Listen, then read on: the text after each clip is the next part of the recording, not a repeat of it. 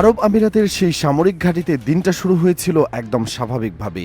সকালের আকাশ ছিল পরিষ্কার, রানওয়েতে নিয়মিত কার্যক্রম চলছিল, আর ঘাঁটির ভেতরে পার্ক করে রাখা ছিল বিশ্বের অন্যতম দামি ও গোপন প্রযুক্তির একটি বোমারু বিমান।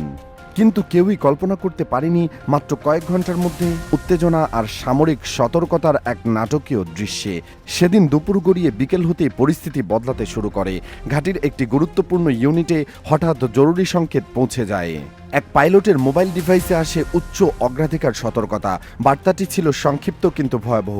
অবিলম্বে বিমান প্রস্তুত করতে হবে, সময় হাতে মাত্র কয়েক মিনিট।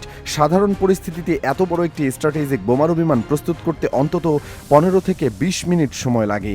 ইঞ্জিন চালু করা, সিস্টেম পরীক্ষা করা, নেভিগেশন সেট করা এবং উড্ডয়নের অনুমতি নেওয়া, সব মিলিয়ে একটি দীর্ঘ প্রক্রিয়া। কিন্তু সেই নিয়ম মানার সুযোগ ছিল না। রাডার কন্ট্রোল রুম থেকে তথ্য আসে যে পশ্চিম ও উত্তর দিকের আকাশে একাধিক অজ্ঞাত ড্রোন সদৃশ্য বস্তু শনাক্ত হয়েছে।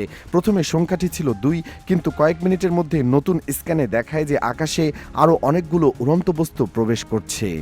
এই তথ্য পাওয়ার সঙ্গে সঙ্গে ঘাঁটিতে জরুরি অবস্থা ঘোষণা করা হয়। সামরিক কর্মীরা নিজেদের অবস্থানে ছুটে যান, কন্ট্রোল রুমে সতর্কতা স্তর বাড়ানো হয়, ঘাঁটির প্রতিটি ইউনিটকে সম্ভাব্য হুমকির জন্য প্রস্তুত থাকতে বলা হয়। পাইলট কোনো প্রশ্ন না করেই সরাসরি বিমানের দিকে ছুটে যান। তিনি জানতেন এই ধরনের নির্দেশ অকারণে দেওয়া হয় না। বিমানে উঠেই তিনি দ্রুত সব সিস্টেম চালু করতে শুরু করেন। কয়েক মিনিটের মধ্যে বিশাল বোমারু বিমানটি রানওয়ে ছেড়ে আকাশে উড়ে যায়। কিন্তু এই নাটকীয় ঘটনার শুরু আসলে আরও আগে। একই দিন সকালে ইরানের দক্ষিণাঞ্চলীয় উপকূলের একটি সামরিক পর্যবেক্ষণ কেন্দ্রে কিছু অস্বাভাবিক কার্যকলাপ নজরে আসে। বিভিন্ন নজরদারি ব্যবস্থা দেখা যায়। উপসাগরীয় অঞ্চলের আন্তর্জাতিক জলসীমার কাছাকাছি 2টি বড় যুদ্ধজাহাজ অবস্থান নিয়েছে। প্রথমে বিষয়টিকে স্বাভাবিক বলে মনে করা হয়, কারণ আন্তর্জাতিক জলসীমায় বিভিন্ন দেশের যুদ্ধজাহাজ চলাচল করাটা নতুন কিছু নয়। কিন্তু কিছুক্ষণ পর বিশ্লেষকরা লক্ষ্য করেন এই জাহাজগুলোর উপরে আকাশে উন্নতমানের যুদ্ধ বিমান টহল দিচ্ছে। রাডার বিশ্লেষণ এবং অন্যান্য তথ্য যাচাইয়ের পর ধারণা করা হয় সেগুলো সম্ভবত আমেরিকান সামরিক প্ল্যাটফর্মের অংশ। সেই সময় মধ্যপ্রাচ্যের পরিস্থিতি ছিল অত্যন্ত সংবেদনশীল। আঞ্চলিক উত্তেজনা, সামরিক প্রস্তুতি এবং পারস্পরিক অবিশ্বাসের কারণে যে কোনো ছোটখাটো সংকট পরিণত হওয়ার ঝুঁকি ছিল। ইরানের সামরিক পর্যবেক্ষকরা পরিস্থিতি নিবিড়ভাবে পর্যবেক্ষণ করতে থাকেন। বিভিন্ন সূত্রে জানা যায় সংশ্লিষ্ট ইউনিটগুলো সর্বোচ্চ সতর্ক অবস্থায় চলে যায়, কারণ তারা নিশ্চিত হতে চাইছিল যে এটি শুধুই নিয়মিত সামরিক টহল নাকি এর পেছনে অন্য কোনো উদ্দেশ্য রয়েছে। পরিস্থিতি মূল্যায়নের অংশ হিসাবে আকাশে কয়েকটি পর্যবেক্ষণ মিশন পাঠানো হয়। উদ্দেশ্য ছিল আকাশসীমার নিকটবর্তী কার্যকলাপ পর্যবেক্ষণ করা এবং সম্ভাব্য ঝুঁকি নির্ধারণ করা। সামরিক বিশেষজ্ঞদের মতে এই ধরনের পরিস্থিতিতে সরাসরি সংঘর্ষ এড়ানোর প্রধান লক্ষ্য থাকে, কারণ একটি ভুল সিদ্ধান্ত পুরো অঞ্চলে বড় ধরনের সামরিক সংকট তৈরি করতে পারে। এদিকে পরিস্থিতি আরও জটিল হয়ে ওঠে যখন আকাশে থাকা কিছু প্ল্যাটফর্মের গতিবিধি নিয়ে নতুন তথ্য সামনে আসতে শুরু করে। সংশ্লিষ্ট ইউনিটগুলো বুঝতে পারে যে যুদ্ধজাহাজ নয়, আকাশপথে উচ্চমাত্রায় নজরদারি চলছে। এই অবস্থায় ইরান তাদের ড্রোন সক্ষমতা ব্যবহার করার সিদ্ধান্ত নেয় বলে বিভিন্ন প্রতিবেদনে উল্লেখ করা হয়েছে। প্রথম ধাপে কয়েকটি ড্রোন আকাশে পাঠানো হয়। এগুলোর কাজ ছিল পরিস্থিতি পর্যবেক্ষণ করা এবং তথ্য সংগ্রহ করা। তবে কিছুক্ষণ পর সেগুলোর সঙ্গে যোগাযোগ বিচ্ছিন্ন হয়ে যায় বলে বিভিন্ন সূত্রে দাবি করা হয়। এরপর আরও বড় পরিসরে ড্রোন মোতায়েন করা হয়।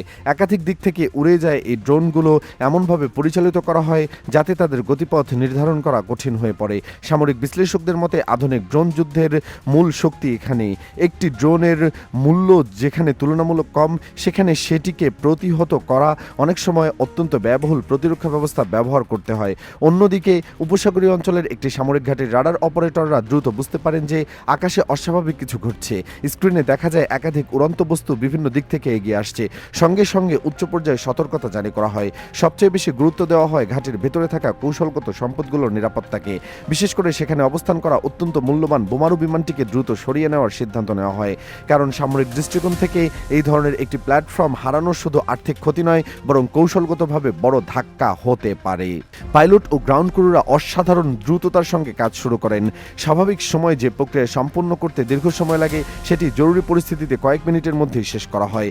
বিমানটি নিরাপদে আকাশে উঠে যাওয়ার পর কিছুটা স্বস্তি ফিরে আসে, কিন্তু তখনও পরিস্থিতি পুরোপুরি নিয়ন্ত্রণে ছিল না। ঘাটির ভেতরে আরও কয়েকটি গুরুত্বপূর্ণ যুদ্ধ বিমান অবস্থান করছিল। সেগুলোকে দ্রুত সরিয়ে নেওয়ার জন্য চেষ্টা চলছিল, কিন্তু সময় খুবই সীমিত ছিল। এয়ার ডিফেন্স ইউনিটগুলো সক্রিয় করা হয়। রাডারগুলো সর্বোচ্চ সংবেদনশীলতায় কাজ শুরু করে। প্রতিটি সম্ভাব্য হুমকিকে শনাক্ত করার চেষ্টা চলতে থাকে। সামরিক বিশেষজ্ঞরা পরে এই ঘটনাকে মধ্যপ্রাচ্যের অস্থিরতার বাস্তবতার একটি উদাহরণ হিসেবে উল্লেখ করেছেন। তাদের মতে আধুনিক যুদ্ধক্ষেত্রে সবসময় বড় আকারের হামলাই সবচেয়ে বিপজ্জনক নয়। অনেক সময় ছোট ছোট একটি ড্রোন, একটি ভুল সংকেত কিংবা একটি ভুল বোঝাবুঝিও বড় সংঘর্ষের সূচনা করতে পারে। এই ঘটনার পর বিভিন্ন আন্তর্জাতিক সংবাদ মাধ্যমে নানা প্রতিবেদন প্রকাশিত হয়। স্যাটেলাইট চিত্র, সামরিক বিশ্লেষণ এবং কূটনৈতিক সূত্রের তথ্য নিয়ে আলোচনা শুরু হয় বিশ্বজুড়ে। তবে সংশ্লিষ্ট দেশগুলোর পক্ষ থেকে বিস্তারিত কোনো আনুষ্ঠানিক ব্যাখ্যা খুব কমই পাওয়া যায়। ফলে ঘটনাটির অনেক অংশ এখনও বিশ্লেষণ ও অনুমানের পর্যায়ে রয়ে গেছে। তবে একটি বিষয় পরিষ্কার, ড্রোন প্রযুক্তি আধুনিক যুদ্ধের নিয়ম বদলে দিয়েছে। একসময় যুদ্ধ মানেই ছিল ট্যাঙ্ক, যুদ্ধজাহাজ এবং ফাইটার জেট। এখন সেই তালিকায় যুক্ত হয়েছে ছোট আকারের কিন্তু অত্যন্ত কার্যকর ড্রোন। আর সেই কারণেই আজ বিশ্বের প্রায় সব বড় সামরিক শক্তি ড্রোন প্রযুক্তি, কৃত্রিম বুদ্ধিমত্তা এবং স্বয়ংক্রিয় যুদ্ধ ব্যবস্থার উপর ব্যাপক বিনিয়োগ করছে।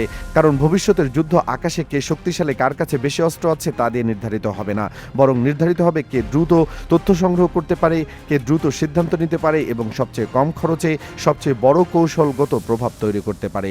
আর আরব আমিরাতের সেই উত্তেজনাপূর্ণ দিনের ঘটনাটি হয়তো আমাদের ঠিক সেই ভবিষ্যতের একটি ঝলক দেখিয়ে দিয়েছে।